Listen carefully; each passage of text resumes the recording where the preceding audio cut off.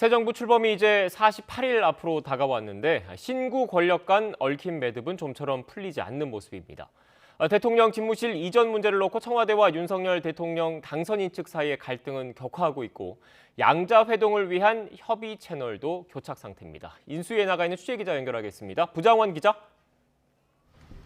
네, 서울 삼청동 인수위 사무실 앞입니다. 네, 집무실 이전 문제로 촉발된 청와대와 당선인 측 신경전 오늘 또 계속되고 있는 거죠? 그렇습니다. 어제 문재인 대통령이 국무회의에서 국정에는 아주 조그마한 공백도 있어서는 안 된다며 집무실 이전에 부정적 의사를 내비치자 윤 당선인 측은 일을 하게 해달라고 도와달라면서 맞대응하면서 정면 충돌했었습니다. 이후에는 양측 모두 직접 대응은 자제하면서도 앞서거니 뒤서거니 대국민 여론전을 이어가고 있습니다.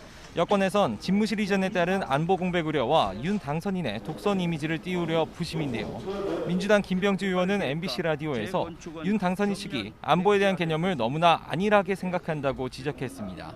안민석 의원도 CBS 라디오에서 번갯불에 콩볶아 먹듯이 이전하려는 이유가 참 미스터리하다면서 국민 앞에 겸손한 태도를 보여야지 점령군의 태도를 보여선 곤란하다고 꼬집었습니다. 반면 국민의힘에서는 여권의 대선 불복 프레임을 띄우며 반발하고 있습니다. 권성동 의원은 CBS 라디오에서 물러나는 정부가 새로 출범하는 정부의 첫 업무를 이런 식으로 회방 놓는 건 처음 봤다고 비판했고 김기현 원내대표도 BBS 라디오에서 이런 형태로 대선 패배를 인정하지 않겠다는 건 국민 뜻을 역행하겠다는 거라고 지적했습니다. 네, 부장원 기자, 결국 문 대통령과 윤 당선인이 직접 만나서 풀어야 한다 이런 목소리가 크던데 실무 협의 진행 상황은 어떻습니까? 일단 양측 모두 만난 가능성을 닫아두고 있지는 않지만 뚜렷한 진척은 보이지 않습니다.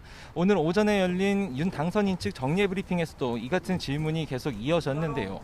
이에 김은혜 당선인 대변인은 순리대로 풀리길 바란다고 원론적인 입장을 유지하면서도 딱히 진전된 답은 내놓지 않았습니다. 들어보시죠. 윤석열 당선인은 이게 국민을 위한 결실을 낼 수 있다면 여야를 떠나서 누구든지 만날 수 있다라는 입장을 견지해 왔습니다. 저는 순리대로 해결되기를 바랍니다.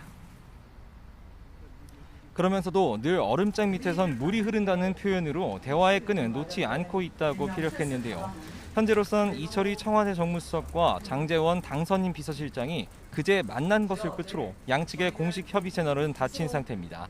회동이 성사되기 위해서는 사전에 의제 설정이 어느 정도 마무리돼야 하는데 양측이 좀처럼 의견차를 좁히지 못하는 모습입니다. 일단 집무실 이전과 관련해서 예비비 지출 문제가 가장 큰 쟁점이고요.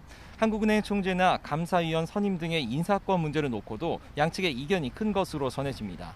다만 양측 모두 새 정부 출범과 지방선거를 앞두고 갈등이 계속되는 것에 부담스러워하는 기류도 적지 않은 만큼 전격적인 회동 가능성도 계속 거론됩니다. 네, 인수위원회 상황도 살펴보죠. 분과별로 활동이 시작됐는데 각 부처 업무 보고 이틀째 진행되고 있죠?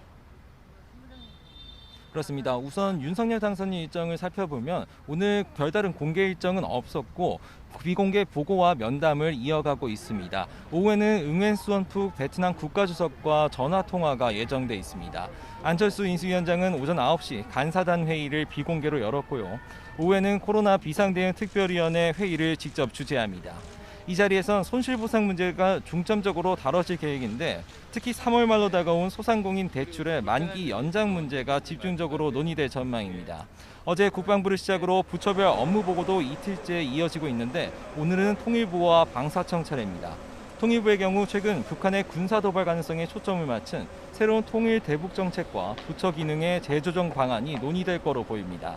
인수위는 어제 국방부를 시작으로 모레까지 주요 부처로부터 업무 보고를 받는데 내일은 법무부와 대검찰청, 공정위와 산자부 등 핵심 부처들의 보고가 줄줄이 잡혀 있습니다. 지금까지 삼청동 인수위에서 YTN 부장원입니다.